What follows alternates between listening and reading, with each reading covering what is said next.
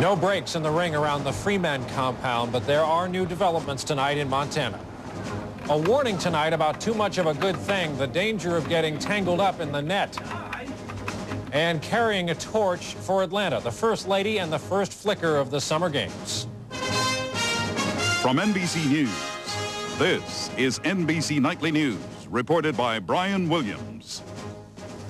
Good evening. For almost a week now, a group calling itself the Freemen, and possibly including several families, has been holed up inside a remote Montana farmhouse. Tonight, the ring around them appears to be tightening while their former leader appears to be trying to pressure some sort of settlement. Federal authorities have hospitalized Leroy Schweitzer, who was refusing to eat or drink following his arrest.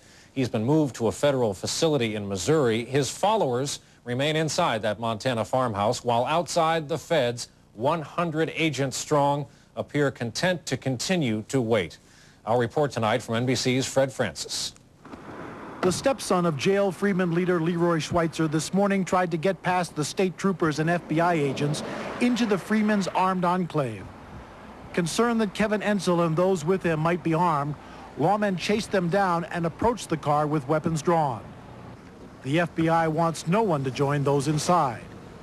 Ensel told them he only wanted to visit his mother, who was with more than 24 others hunkered down on the 900-acre farm. Ensel said he is worried about his mother and the others. The feds so far don't have a very good track record with this kind of stuff. They've killed a lot of people. Schweitzer's stepson brought a message that there is a way to end the standoff. I was told to let everybody know that this can be resolved through a common law grand jury. That is the Freemen's version of a real grand jury, part of their constitution, their way of settling legal disputes. But there are other efforts underway. NBC News has learned that the Freemen community, including relatives of those jailed, is reaching out for a mediator it can trust. The Freemen contacted a former attorney for the Federal Reserve, a man once involved in the Iran hostage negotiations, and asked him if he would offer himself as an intermediary. NBC News has learned that the attorney, in a conference call to the FBI command post here, agreed to do whatever he could to help. We've got peacefully written there 2 or 3 times. In Jordan, local farmer Ken Coulter and other neighbors are circulating a petition to those inside the compound. It's a letter to the Freemen, ask them to settle this thing peacefully. Like so many others in this town of 440, Ada Wheating has relatives inside and is considering taking the petition to them. Because I love my brothers. I love the people that are in there, the relatives that are in there. This town is torn between concern for loved ones and anger that so few have brought so much angst into this tiny farming hamlet. A local radio station ran this objection to the Freemen's anti-government philosophy. The jobs that government workers do are vital to all of us. And while a few radical voices might speak otherwise, they don't speak for us.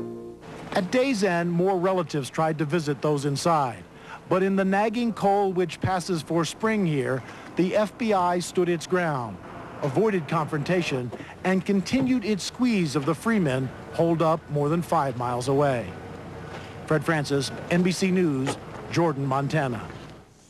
Tonight, the suspects in the Oklahoma City bombing, Timothy McVeigh and Terry Nichols, are spending their first night in a new location. They were quietly transferred early today to a medium security prison outside Denver. They go on trial in Denver later this year on federal murder and conspiracy charges in the bombing that killed 169 people. With the 1-year anniversary of the bombing approaching, Oklahoma City has been hosting some young people who lived through similar experiences, but in a different place. NBC's Jim Cummins tonight on how lessons learned in the Mideast could help the Midwest.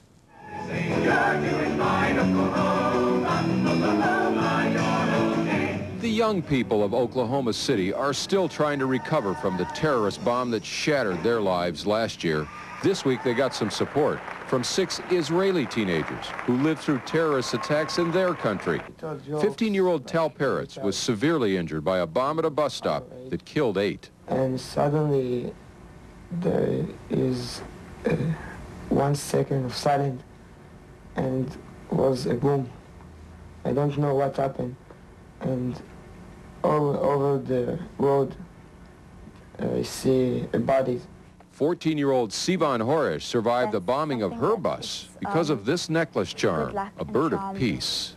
I played with the necklace and it opened and it flew to the back of the bus. And I went to pick it up and that's why I sat in the back of the bus. And because of that, I was saved. Because the people that were sitting in the beginning of the bus are all killed, murdered. 22 people altogether. Sivan and Tal wanted to share their experiences with the people of Oklahoma. Who are you most eager to meet? Teenagers. Grown-ups can understand a little bit more what's going on. Teenagers don't always understand. And so they and the other Israeli bomb victims spent most of their time here with their peers. Do you feel more hatred towards the people who do this, or do you rather want to try to fix the problem? Arabs I don't hate, not at all. I have nothing against Arabs. They toured the empty lot where the Murrah Federal Building used to be. Not everyone was killed in the building itself. We had several people killed across the street. They heard about the emotional damage many Oklahomans are still recovering from. In that they have nightmares. A lot of people still cannot come downtown. You know, they're scared to come downtown. The Israeli visitors inspired their American counterparts to overcome their fears. It's great to be able to talk to someone who's gone through the same experience that we have, only on a much higher scale. We came to help and maybe be helped, because telling our stories can help us too. So it's kind of a give and take thing, trying to help other people. They're trying to help us. This program is called Peers in Healing. There was some of that in Oklahoma this week. These kids, all of them victims of terrorism in one way or another, promised to stay in touch after the Israeli teenagers return home. Jim Cummins, NBC News, Oklahoma City. When NBC Nightly News continues in a moment, flirting with another run and the voters who will run to Ross Perot. And the flap over the sea lions who've been sentenced to death for carrying out what's really a part of life. Of the modern-day Democratic Party was laid to rest today. Former senator, presidential candidate, and Secretary of State Edmund Muskie was buried at Arlington National Cemetery. Once dubbed Sturdy Ed Muskie, the statesman from Maine became a leader in the Senate on issues like clean air and water. He was the Democrats' vice presidential candidate in 1968 and ran for the presidential nomination in '72. He was also Secretary of State in the Carter administration. Muskie died Tuesday of a heart attack in Washington. He was 81. There may be two things about this year's race for president that look the same as the last time around: Clinton and Perot. The one-time candidate is being watched very carefully by the Clinton and Dole camps because he hinted this week he might try it yet again. Here's NBC's John Palmer. Ross Perot, whose Reform Party is already on the November presidential ballot in 7 states, made a series of speeches this week insisting at every stop that his campaign is about reform, not about himself. You come to serve. You don't come to make it a career or cash in. You come, you serve, you go back home and go to work. Perot has let it be known that he might run again for the presidency himself if drafted by his party. In the latest NBC News Wall Street Journal poll, only 15% of those questioned supported Perot, but he took votes away equally from Clinton and Dole. 4 years ago, Perot got 19% of the vote. On the issues, as well as his professed reluctance to run, the Perot of 1996 sounds similar to the Perot of 1992. On becoming a candidate. If you want me, then I will go as your servant. If you find somebody else you like better, that's fine with me too. It's about me. It's about getting the very best qualified person in this country. On balancing the budget. See, balancing the budget is not nearly as difficult as paying off the $4 trillion debt. The budget must be balanced. The Treasury must be refilled. On tax reform. Our current tax system is like an old inner tube with 1,000 patches. Americans spend more time filling out tax returns than we do making and assembling automobiles in the USA. Michael Robinson, a presidential scholar from Georgetown University, says at the end of this accelerated primary season, there is still voter dissatisfaction. None of the above is still a category that the American people find very, very popular. White House officials refuse to say, at least publicly, how a Perot candidacy might affect the presidential race. But most political observers believe a third-party candidate could only help the president by splitting the anti-administration vote between Dole and Perot. John Palmer, NBC News, at the White House. Voter anxiety in this year of discontent will be the topic tomorrow on NBC's Meet the Press. Democratic Party leader Christopher Dodd and Republican National Chairman Haley Barbour will be Tim Russert's guests. We go west now to an argument between animal rights activists and the state of Washington. It's over the government's plan to save a species of fish by killing the sea lions that depend on them. Our report from NBC's Kelly O'Donnell. Washington state biologists leave a marina with a death warrant in their pockets for California sea lions. The mammals eat steelhead trout, who each year migrate eastward from the Puget Sound to freshwater lakes using the Ballard Locks. It's a journey of at least 20 miles. The sea lions have to only sit and wait for the fish to swim by. State figures show 3,000 trout pass through the locks each year before the sea lions appeared in the early 1980s. Just over 100 fish made the trip last year. The government has tried a variety of methods to get rid of the predators. These underwater speakers were lowered into the water and blasted killer whale sounds. High-powered crossbows fired rubber-tipped arrows to annoy the sea lions. Floating traps caught the greediest ones, who were then shipped back to California.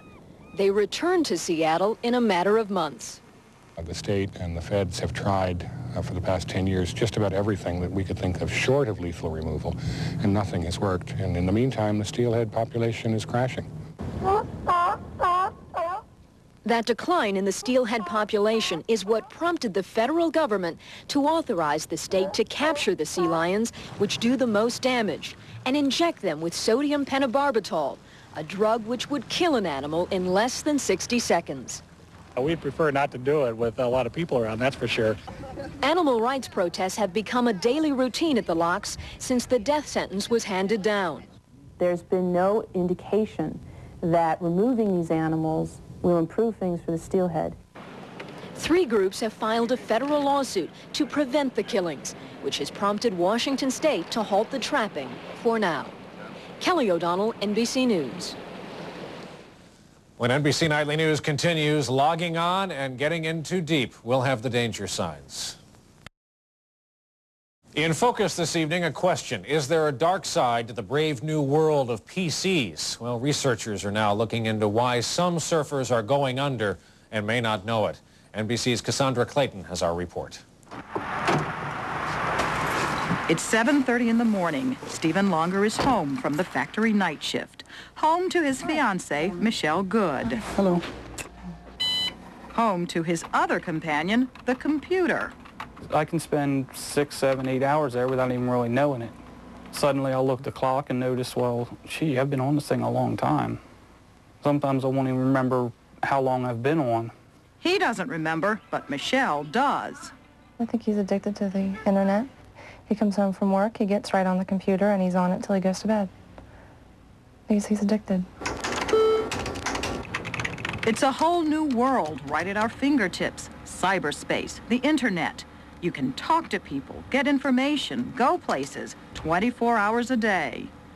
But can cyberspace be a dangerous place? Psychologists are beginning to see what some describe as computer addiction. People who are not just surfing the net, but getting stuck in its web, living more in the virtual world than in the real one. Has anyone experienced any boozing opportunities? Absolutely. Jeff Burke counsels recovering substance abusers. It was years after he'd kicked his own alcohol problem that he realized he was hooked on something else. What is similar to involvement in internet activity and gambling and drinking and drug use is instant gratification, instant response. Psychologists like Dr. Michelle Wheel say even though this so-called addiction may not be physical, those who become lost in cyberspace can find themselves in big trouble.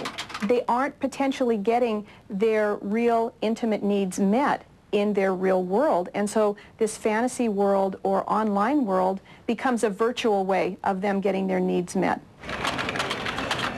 At the University of Texas in Austin, some students have sought counseling for their computer compulsions. Concerned officials are conducting one of the few studies being done to get a handle on how virtual life is affecting real campus life. We're trying to kind of ride a wild horse here and get a better understanding of what we've got. Psychologists say only a small percentage of internet users are getting hooked, but expect numbers will grow with increased computer use. Still, not all are worried. We are in the very early days of this, and we're seeing as alarming some things that with time we may see as yet another forum for people to express their creativity, to work out their problems. Back in Pennsylvania, Michelle watches TV while Stephen surfs the net, together but alone. I want him to be on it less, and I want us to spend more time together so we can get to know each other again and become what we were before the computer. Interactive interference, a fact of life in a world where virtual reality competes with the real thing. Cassandra Clayton, NBC News. And when NBC Nightly News continues, the real price of a big scare overseas is now becoming clear. A disastrous outcome to report near Cape Cod, Massachusetts today when a small plane with engine trouble tried to make an emergency landing. The plane crashed onto a highway and into a car, killing both people in the plane and both passengers in the car, including a child. What's been called mad cow disease has some European trading partners mad at each other tonight. The scare concerning British beef has now spread to those European cosmetics that use cattle tissue. Some may now be pulled off the market, while Britain's beef industry is already in deep trouble. NBC's Keith Miller in London tonight. There is no sign that the mad cow disease carried by some British cattle is spreading, but the public panic over catching it is. Almost overnight, Europeans have lost their appetite for beef. This week, the sale of French beef plunged 50% at this Paris wholesale market. In Germany, the sale of beef dropped by 35% in a single day. And at the Cine cattle market in Belgium, the third largest in Europe, the price for beef fell 20%. In Britain, the nation's 6,000 slaughterhouse workers were told to stay home. There's more than $100 million worth of beef stockpiled in freezers and no room to store any more. And already more than 1,000 beef industry workers have been laid off. The Phillips family, which has raised cattle in Britain for half a century, now fears ruin. It is cruel, for no fault of ours at all. We don't know where to turn. And the hardship is traveling all the way down to the neighborhood butcher shop. There are still customers. They are buying chicken, pork, and lamb, but not beef. And then get them back. Tony Dickinson has been in the business 20 years, and he's never seen anything like this. How much of your business in selling beef has dropped off? About 95%. 95? Yeah. So you're not selling beef? No, no beef at all. What does that do to your business? A good business can be, over a period of time, will just drift away. You know, what you've built over the years will just drift away if you're not careful. The British government is set to announce the slaughter of hundreds of thousands of cattle. It says just to restore confidence. The impact can be mind-boggling, and we're struggling with the hows and the wheres and who does what. The proposed slaughter of cattle older than 30 months could go on for years before enough of the cattle herd is destroyed to save the beef industry. Keith Miller, NBC News, London. When NBC Nightly News continues in a moment, from Mount Olympus to Atlanta in 15 weeks, 16 weeks, the first steps in a Flames' long journey. Tonight, what started in Greece more than 20 centuries ago has gone on to become a sporting event watched by the world. And what started in Greece today will go on to become this summer's Olympic flame. Here's NBC's Andrea Mitchell.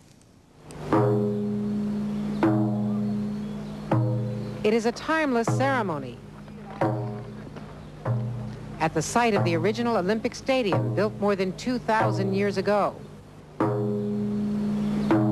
A pagan sanctuary among the ruins of the Temple of Zeus. At high noon, the priestess, played by an actress, captures the reflected rays of the sun, lighting the eternal flame that will ignite the Olympic torch.